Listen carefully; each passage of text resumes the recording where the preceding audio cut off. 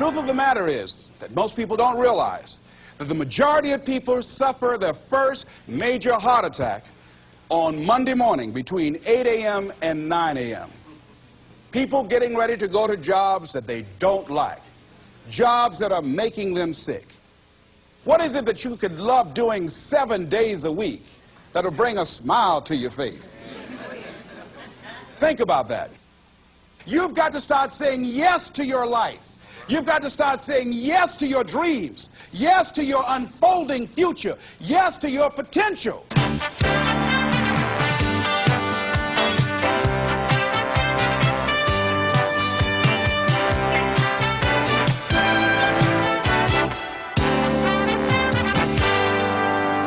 Les Brown's business is changing lives.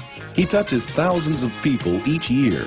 He talks to Fortune 500 companies and to personal development groups about how to find success and fulfill your dreams. In essence, his best message is himself, because Les Brown knows what it is to have come up the hard way. Les and his twin brother were adopted at the age of 6 weeks by Miss Mamie Brown, a single woman with little money and a big heart. The boys grew up in the low-income area of Liberty City outside Miami, Florida. In the 5th grade, Les was mistakenly labeled EMR, educably mentally retarded, and he became a child nobody thought would amount to anything. After making it through high school, Les set out to prove them wrong. He started on the radio, moved to Ohio, and made himself a local star as a fast-talking disc jockey. He soon became an influential community spokesman.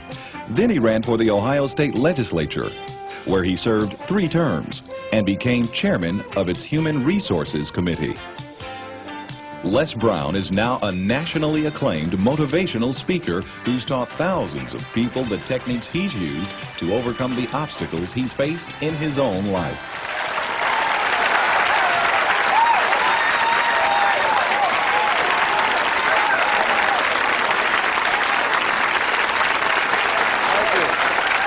Thank you very much. Thank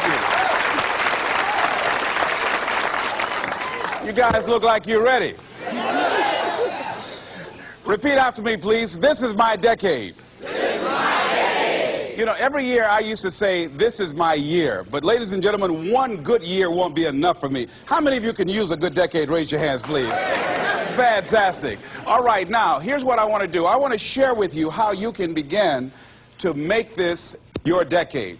How many of you know within yourself, if you ask yourself the question, have I done all that I'm capable of doing or being and living up to my potential, how many of you have to really answer, no, I have not done all that I can do? Raise your hands, please. Okay, very good. Now, here's what we know. That people don't do what they know in life, but what they do is they operate within the context of the vision they have of themselves. So what I want to share with you is how to begin to get a larger vision of yourself and how to begin to make this your decade. Because in order to do that, it's going to be very challenging. It's going to require a lot of work on your part, an ongoing process of personal and professional self-mastery. And it's going to require that you begin to see yourself worthy of the requirements in terms of effort, in terms of commitment, in terms of action, in terms of preparation, or whatever it is that you need to do in order to take your life where you want to take it. So one of the first things I ask you to do is I want you to look at your life right now and think about something that's important to you, something that gives your life a sense of value. Think about something that you'd like to have, or something you'd like to create for you or your family or for society.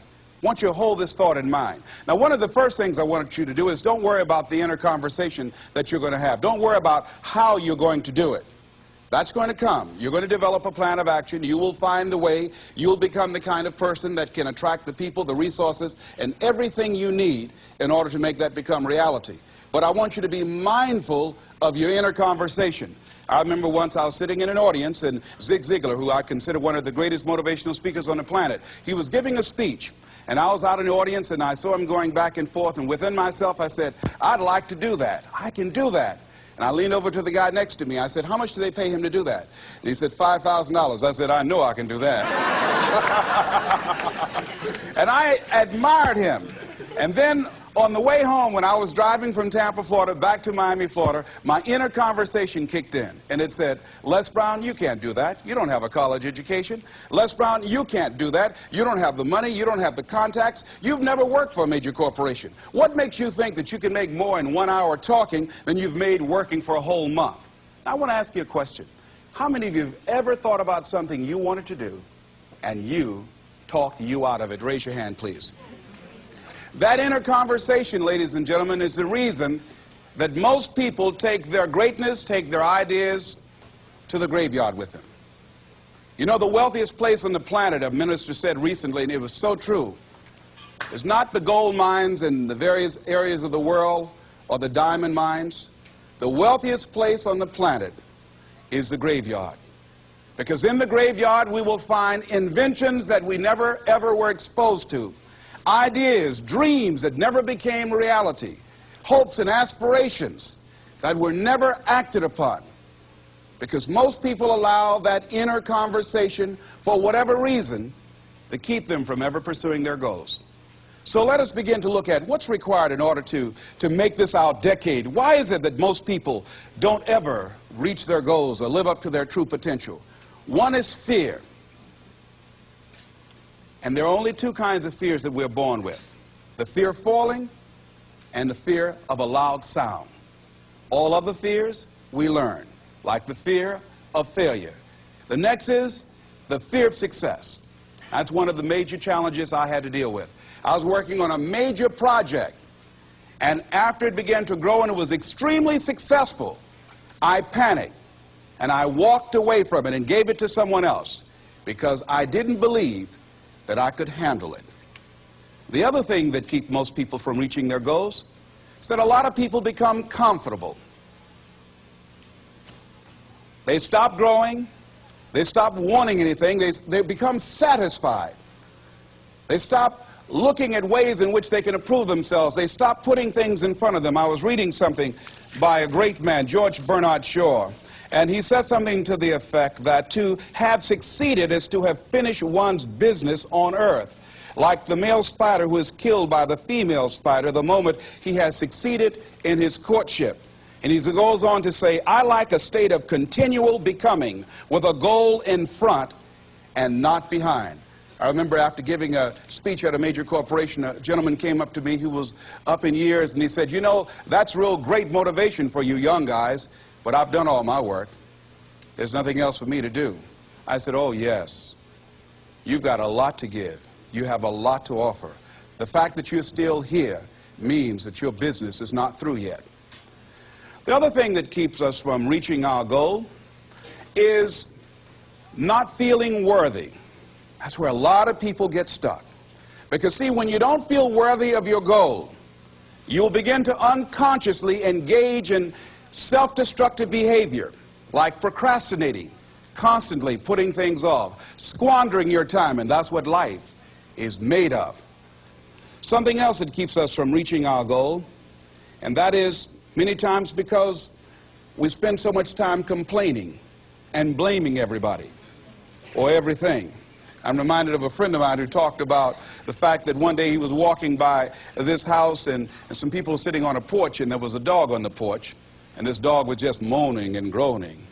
So he was curious, and he asked the owner, he said, why is this dog moaning and groaning? And the owner said, because he's laying on a nail. He said, well, why doesn't he get off? He said, it's not hurting bad enough for him to get off. How many of you know people who moan and groan and complain about life all the time, all right?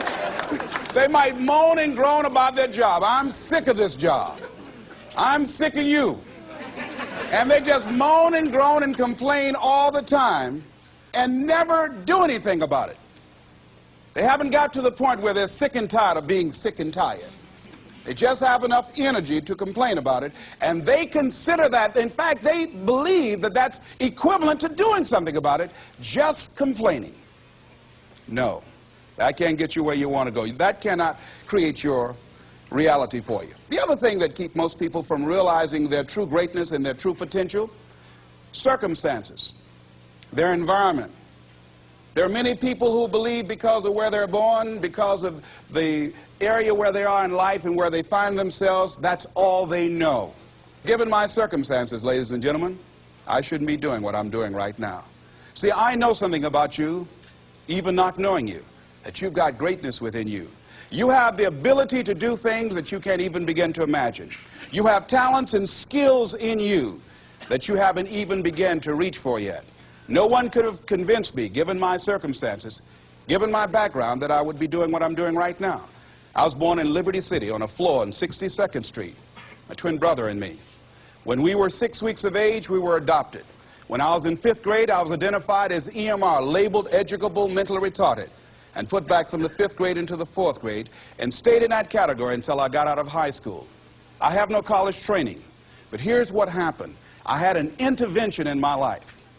A man who saw something in me at a time that I did not see something in myself. I never forget being in his class one day waiting on a friend of mine who was there to rehearse for a play. He did not show up, and he asked me to go up to the board and write something on the board. And I said, "I can't do that, sir." He said, "Why not?" I said, "Well, I'm in a special education class." He said, "What do you mean?" I said, "Go up to the board and write what I'm about to tell you." I said, "I can't do that, sir." "Why not?" "I'm educable mentally retarded." And he came from behind his desk. He said, "Don't ever say that again. Someone's opinion of you does not have to become your reality." And that changed my life. It was Oliver Wendell Holmes who said that once a person's mind is expanded with an idea or a concept, it can never be satisfied to going back to where it was. So some of you are going to experience a breakthrough. Some of you are going to go back and look at your dreams and brush them off. Some of you are going to begin to look at yourself and say, "Hey, look here, I know I have not done all that I can do." Whatever goal that you have in mind, I want that to be a goal that will challenge you, something that will make you stretch. It was Osborne who said, unless you attempt to do something beyond that which you've already mastered, you will never grow. What is it that you looked at some point in time and you decided that you couldn't do it, that you talk yourself out of it? Whatever it is, bring it back out there. How are you going to do it? That will come to you in due time. So you don't get in life what you want, ladies and gentlemen. You get in life what you are, not what you want. And see, the good news is that we can always become more by working to develop ourselves. So the first process of making this your decade, you've got to begin to take a look at your life and look at where are you right now? What are your strengths? What are your weaknesses? What gives your life a sense of fulfillment, a sense of joy? What does a full, rich life means to you? What is it that you could love doing 7 days a week that will bring a smile to your face? Think about that. In all the areas of your life, your professional life, your personal life, your family life, your spiritual life, what is it that you'd like to have? Once you begin to determine that, that takes you to the next step. And that is, once you decide what it is that you want, now you've got to decide that you deserve that. Repeat after me, please. I deserve the best that life has to offer. I deserve to find my purpose in life. Shake somebody's hand on your right and left and say, find your purpose.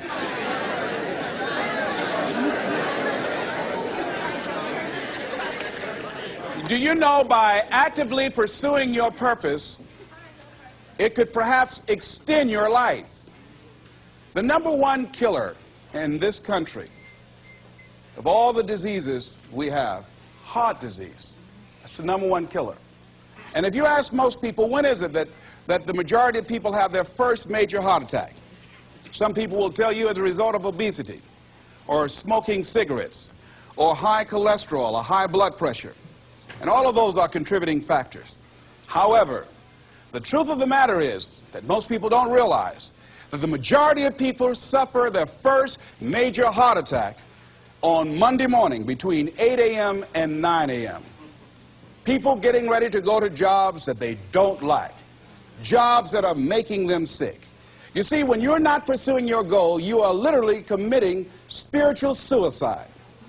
When you have some goal out here that you're stretching for and reaching for that takes you out of your comfort zone, you'll find out some talents and abilities you have that you didn't know you have. I started speaking just to elementary school kids because I knew they didn't know what I was talking about. And they gave me all kind of standing ovation. We like you, yeah. Then I graduated up to junior high school, and then to senior high school, and then to various community groups and church groups and civic associations, and then to colleges and to businesses.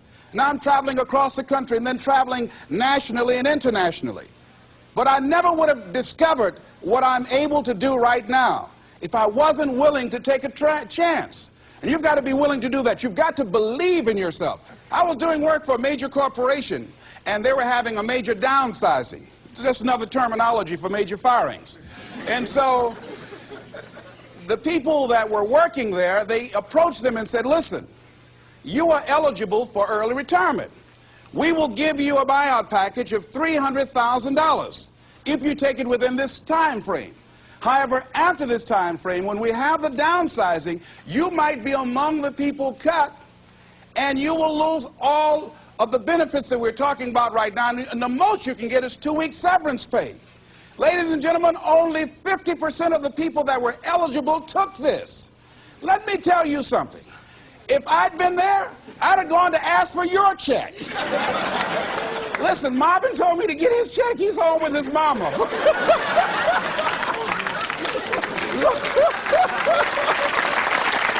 What?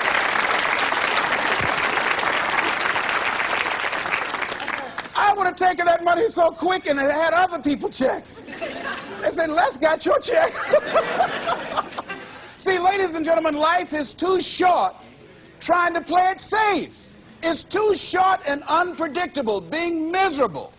It's too short for that. Here's the thing. There's no safe position in life. Let me tell you why. It's a quiet secret that most people don't realize. You can't get out of life alive. Hello, you can't get out of life alive. So there's no safe position. You can die in the bleachers or you can die on the field. You might as well come out on the field and have a good time, right?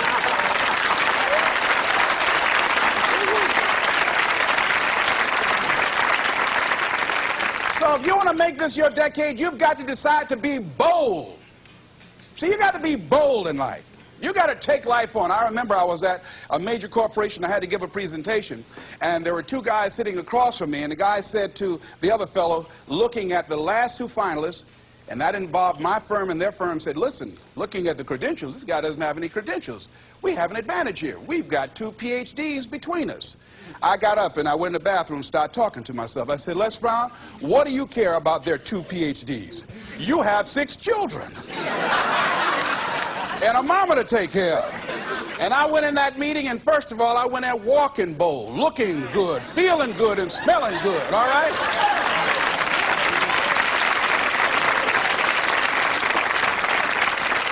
And I sat across that table and we started negotiating, and I operated in a spirit of absolute certainty. I looked at them as if the only reason that they were born was to give me that contract. They survived 1 out of 9 million sperms to carry out this transaction.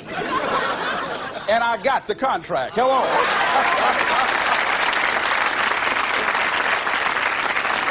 So you've got to decide to be bold. Most people go through life trying to creep. No, no, no. Trying to be casual about it. No, no, no. You go through life being casual, you'll end up a casualty. No.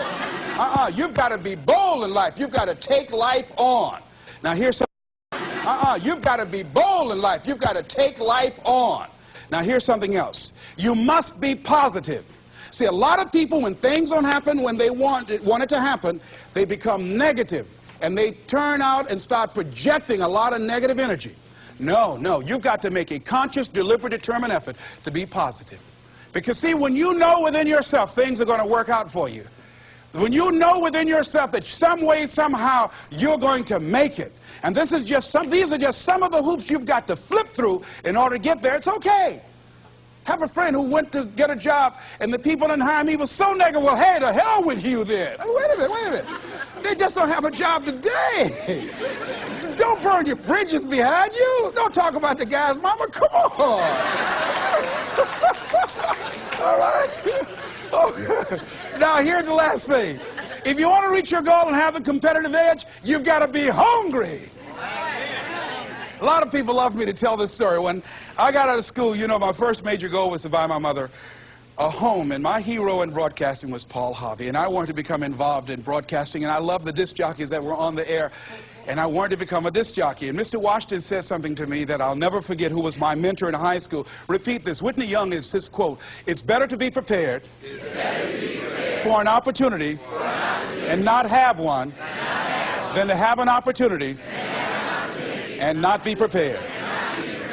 See, so I started working to develop my communication skills and expand my vocabulary. I started visualizing myself being a disc jockey. I saw myself on there having a talk show and playing records and people listening to me. That was my vision. That was my dream. I held that in mind constantly. And I would practice all the time. Practice makes what? Absolutely not. Just dislodge that from your mind. Practice only makes improvement. Perfection doesn't exist. They need to take it out of the dictionary. It doesn't exist. Practice only makes improvement. You can always better your best. You have not done your best work yet. As long as you're here, you have a chance to transcend yourself. So don't believe in perfection. It doesn't exist. It only makes improvement. So I would practice every day. And finally, I went over to this radio station, asked a guy for a job named Mr. Butterwall, and I said, how you doing, sir? I'd like to get a job. I was working on Miami Beach at the Fontainebleau Hotel at the time. The Jackie Gleason and the June Taylor dances were famous. And my favorite program on television, most people would not remember it, John Beresford Tipton. Hi, my name is Michael Anthony. I have a check for $1 million. How many of you remember that program, all right? The Millionaire, that was my favorite program on television, you know. So this is my fantasy, you know, and every time we would drive from Miami Beach, I would fantasize, oh, that's the house. When I get my $1 million, I'm going to buy my mother that home over there. So that's my fantasy. So I went up to Mr. Butterball, and he said, do you have any radio experience? I said, no, sir. You have any background in journalism? I said, no, sir. I said, but I can never get experience if you don't give me the opportunity. I've been practicing a lot, sir. He said, I'm sorry, we don't have any job for you. I said, thank you, sir. He didn't know my reasons for being there. My reason, I wanted to use radio as a means to earn the money to buy my mother a home. I went back to the radio station again. I said, how you doing, Mr. Butterball? My name is Les Brown. I know your name. Didn't I just see you here yesterday? I said, yes, sir. I said, y'all have any jobs here? Didn't I tell you yesterday we didn't have any jobs? Yes, sir, but I thought maybe somebody got fired or resigned. I didn't know, sir. I went the next day. How you doing, Mr. Butterball? He said, yes. And I just didn't take it personal. How you doing? So y'all have any jobs here? Didn't I just tell you yesterday and the day before we didn't have any work? Well, I thought maybe somebody died, sir. I didn't know. I went the next day, showed up like nothing was wrong, like I saw him for the first time. How you doing, Mr. Butterball? Y'all having here? He said, boy, make yourself useful. Go get me some food. I said, yes, sir. See, many times when you want more, you've got to be willing to pay your dues. So I became their errand boy. I would get their lunch and their dinner and all kind of food for them. After a while, I would take the food to them in the control room, and I would not leave until they would ask me to, and I'd watch them working the controls, and I'd memorize their hand movements. And pretty soon, they would trust me with their cars to go pick up entertainers that came into town, entertainers like Sam Cooke, Dinah Ross and the Supremes, the Four Tops and the Temptations. I would drive them all over Miami Beach in the disc jockeys' cars. I didn't have any driver's license, but I was driving like I had something.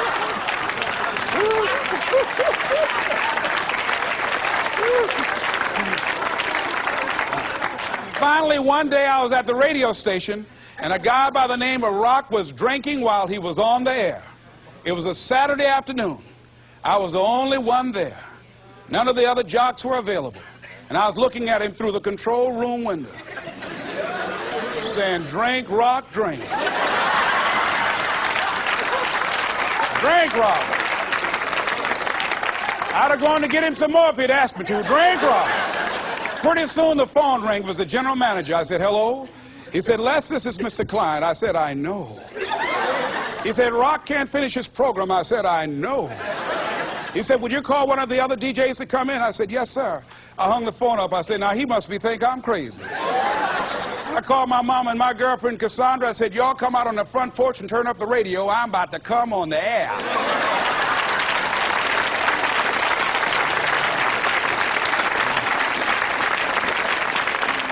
I waited for about 20 minutes, and I called him back. I said, Mr. Klein, I can't find nobody. He said, young boy, do you know how to segue the records? I said, yes, sir. He said, go in there and don't say nothing here. I said, yes, sir.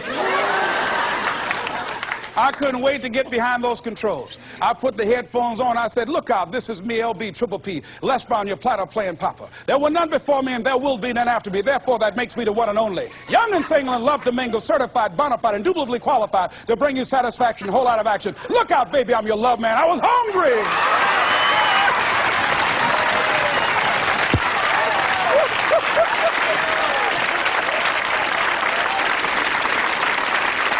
makes you feel better when you are able to have charge of your destiny, doesn't it? Gives you a good feel. Gives you choices. You can do more things. See, my first major goal was to buy my mother a home.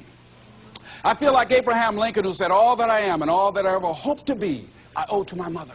And I said to my mama one day, I said, Mama, when I become a man, I'm going to buy you a home. And you won't have to go to work every day. You won't have to work. You just sit down, Mama. She was getting up, getting dressed to go to M&M cafeteria. I was just following her around. I said, watch, Mama. One day you won't have to leave here to go to work no more. It's raining outside. You won't have to go to work in the rain. You just do what you want to do. Like stay home and fix me sweet potato pie. My mama fixed the kind of sweet potato pie you can't eat with your shoes on. You have to take your shoes off so you can wiggle your toes, all right? But that was my dream. That was my passion. I saw that, and that drove me. That was my reason for being. So one of the things, in order to make this your decade, in order to reach your goals, you've got to find some reasons that make you strong, some reasons that will make you hang in there when times get rough, because they're going to get rough. It's going to be very challenging. Whenever you decide that you want to grow, whenever you decide that you want to go to another level, all hell will break loose. Everything that will happen, rather that can happen, will happen, and at the worst possible moment. They call it Murphy's Law. See, whenever you decide that you want to go to another vibration, it's like when you get into an airplane. The first thing they tell you to do is do what? Fasten your seatbelt. Because you're going to experience some turbulence when you're going up. And some of you are already experiencing that turbulence. Don't be frightened by that. See, whenever you decide you want to go to another level, you've got to fasten your psychological, your mental, and your spiritual seatbelt. Because it's going to be a while before you experience a comfortable altitude. You're going to get there. It's there. But you've got to go through this phase here. This is how you grow. This is how you develop. See, life is like a roller coaster. Sometimes you're up, sometimes you're down. Sometimes things go well, and sometimes they don't go well. But in the down moments, that's when you discover who you are. During the down moments, see, in the prosperous time, you put it in your pocket. In the lean times, you put it in your heart. And that's when you discover who you are. So find 5 reasons that empower you.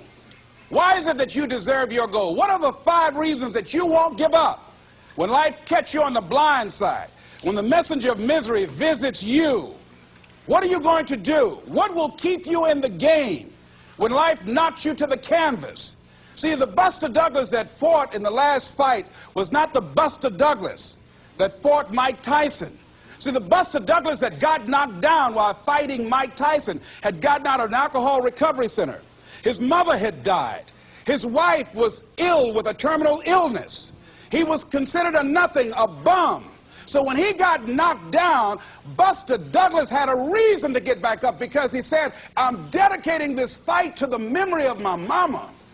But when he fought the last fight that he had, and he got knocked down, and he had a guaranteed $24 million in his pocket, whether he got up or not, he just said, hurry up and count me out.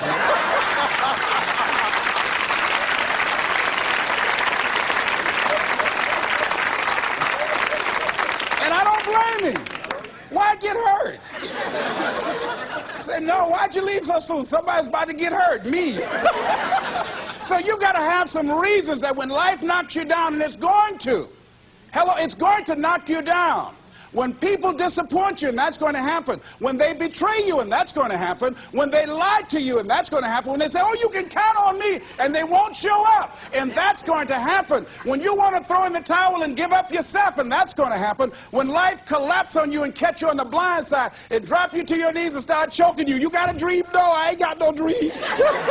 And that's going to happen. What reason can you remember that you can call on, that you can reach on, that can make you get back up? Find that reason. Because when life had knocked me down, I said, life, I'm doing this because I want to make my mama proud of me. I'm doing this because I want my children to have a better life than what I had. I'm doing this because all my life I've been told I'd be a loser, that I wouldn't make it. All my life I heard people say, make me take them back to the welfare department. I'm doing this to make them a lie. I believe, like Frank Sinatra, he said, the best revenge in life is massive success. I'm doing this so I can become massively successful. And with that kind of courage, with that kind of affirmation and reason to empower me, I got a saying that when life knocks you down, try and land on your back, because if you can look up, you can get up. All right?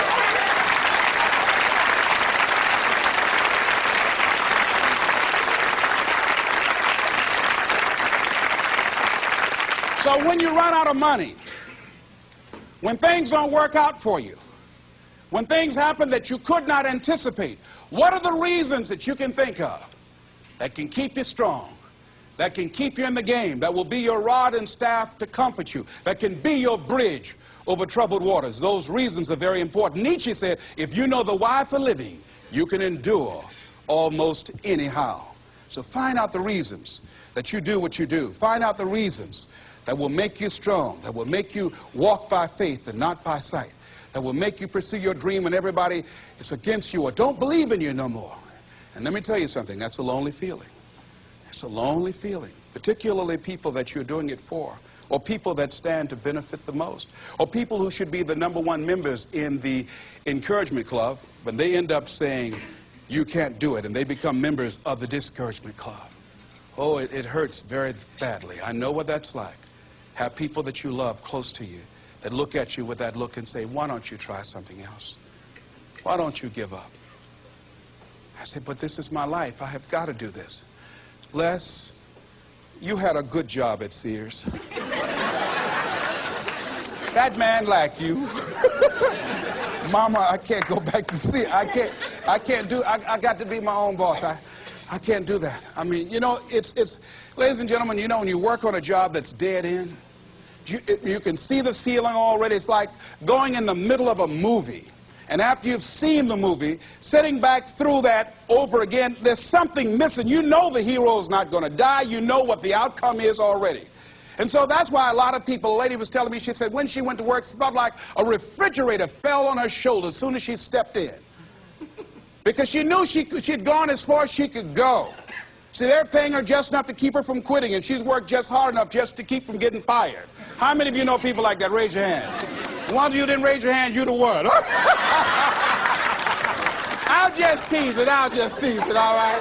Here's something else. Make a commitment to be happy. See, you know, I have you laughing a lot. See, life is too short going through it looking hopeless, tired, and ugly. Sometimes we take life too seriously. Oh, no. Make a commitment to be happy. Find little things just to get tickled about. And laugh. Find ways to be happy in the moment. A lot of people say, well, I'll be happy when I pay off all my bills. No. I'll be happy when I get my divorce. Oh, no. I'll be happy with the children gone. Oh, no. You want to be happy now. See, there are no guarantees. No one say you're going to be here 2, 3, or 4 years from now. So you want to be happy right now, in the moment. Repeat after me. I must make a commitment. To be happy. Right now. Right now. Is all I got. Shake somebody's hand on your right and left and say, you deserve to be happy.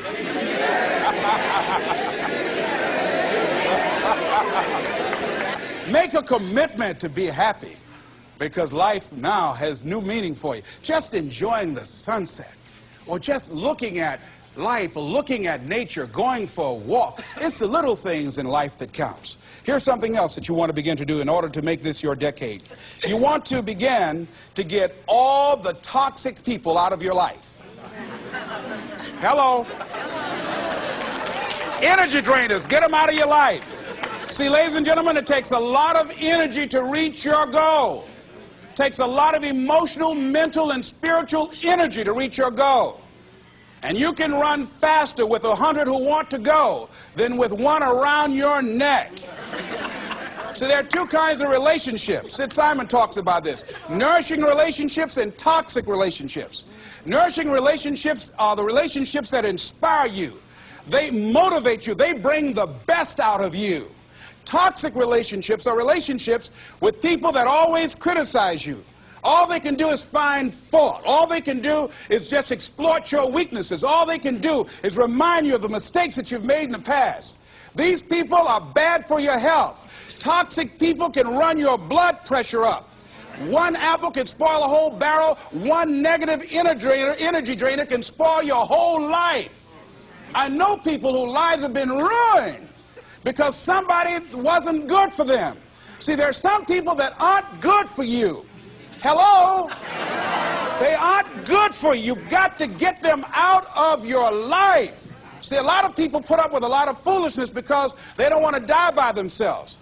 Here's what I believe. I believe in a one-to-a-box theory.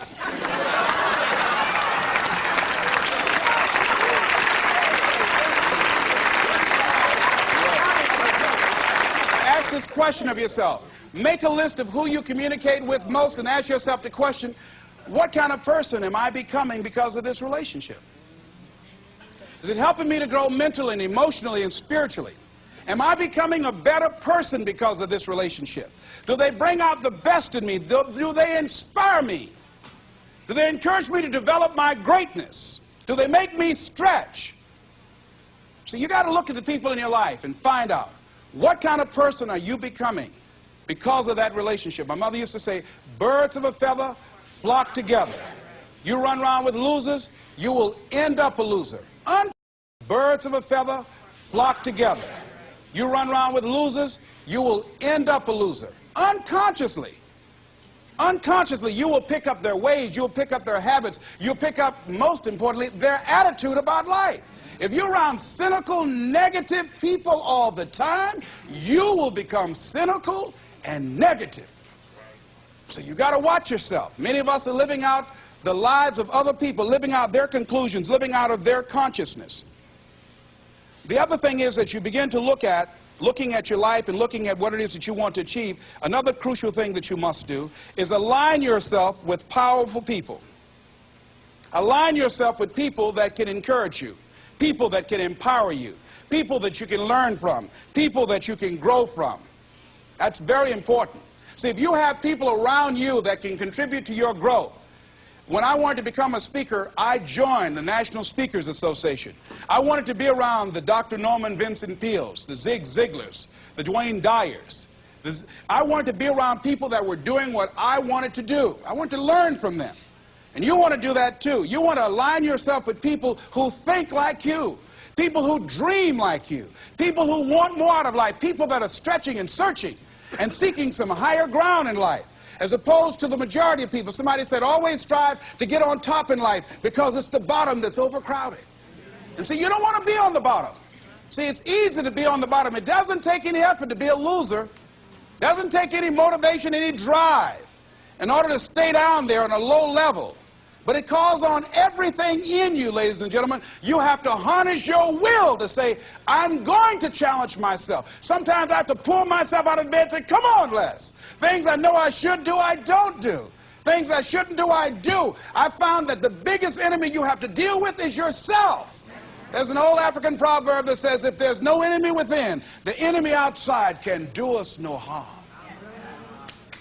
So think about that.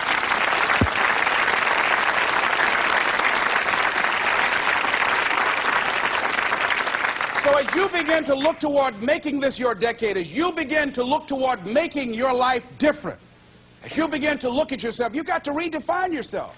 Who are you right now? And who must you become in order to create what you want? What has to change about you?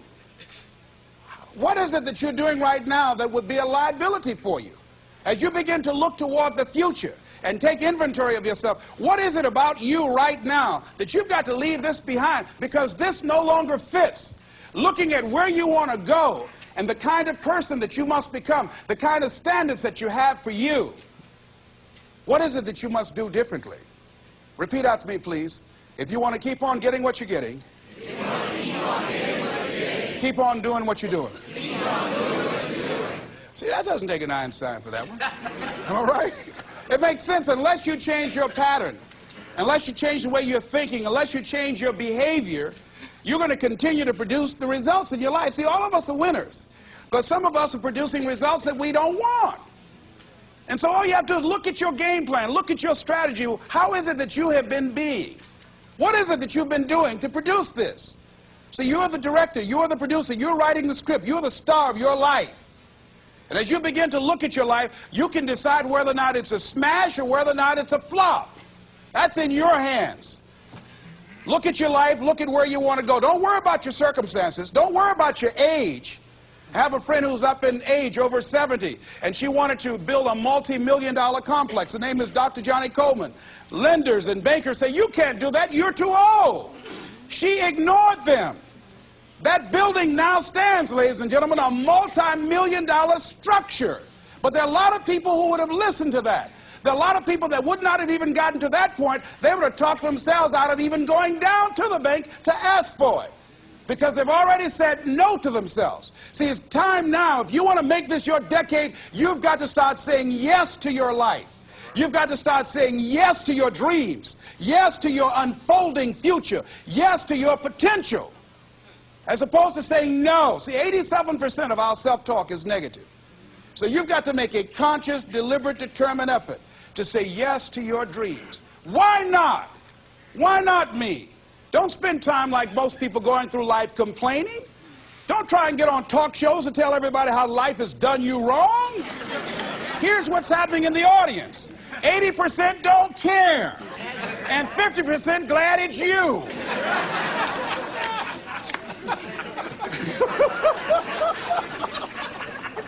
All right? So when you know that, you don't go around crying, oh, you know what they did to me? Who cares? Get away from me before they come back.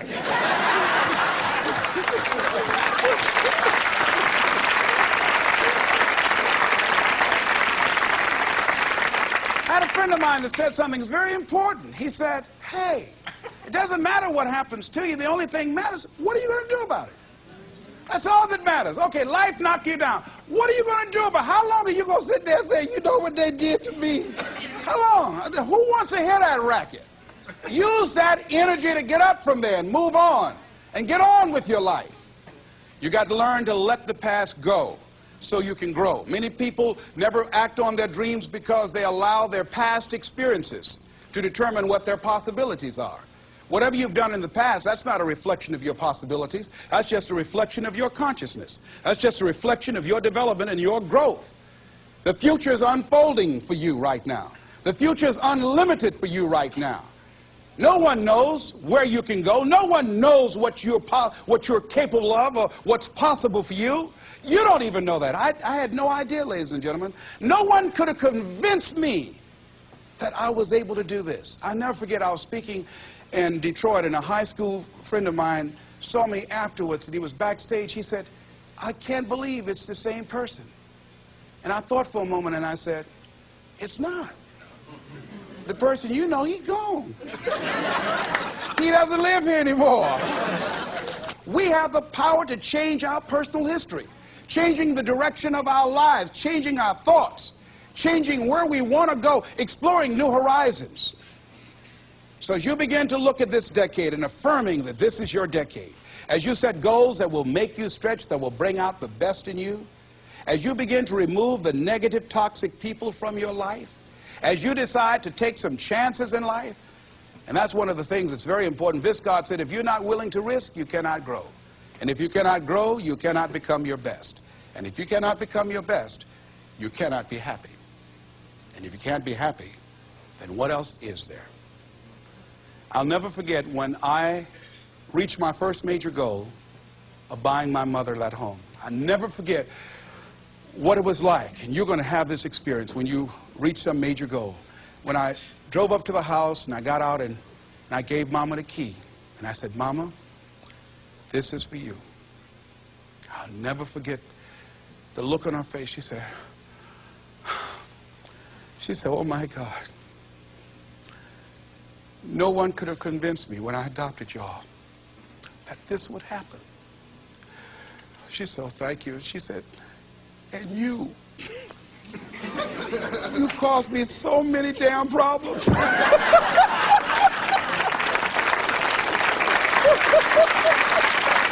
I was just one of those kids that had a lot of energy, but no one knew what I was going to become. It was a great philosopher, Goethe. He says, look at a man the way that he is, he only becomes worse. But look at him as if he were what he could be, then he becomes what he should be. And what Mr. Washington did was he looked beyond my faults and saw my needs. And he said, I see something in you. And I was there, oh God, I hope he's right. And I want to live up to his expectations. See, no one rises to low expectations. Finally, here's one last thing I'd like to leave with you. If you want to make this your decade, find some cause that you believe in. See, this is my profession, but my greatest joy in life is working with young kids. Every Monday, I fly up to Chicago to work with 600 young kids at Christ Universal Temple Church, working with them to develop a sense of purpose and direction with their lives. We've developed a training program. If they're addicted to drugs or alcohol, we help them to get into a permanent recovery program. If they're not, we help them to develop a vision of themselves where drugs and alcohol does not fit. I love it when I go into the Cook County Jail and see the look on these young men's faces, the anger and the self-hatred. And then when we leave there, see the difference in them as we begin to touch a spark in them as Mr. Washington touched in me. And you cannot put a dollar price on that. That's my reason for being. What is it that you would like to give the planet? What is it that you'd like to leave here? See, someone paid a price for us to be here. I believe that we live in the greatest country in the world that gives us an opportunity to make a difference in life. We are blessed to have been dropped off on this part of the planet. A friend of mine was in Manila and saw a bumper sticker that said, "Yankee, go home and take me with you."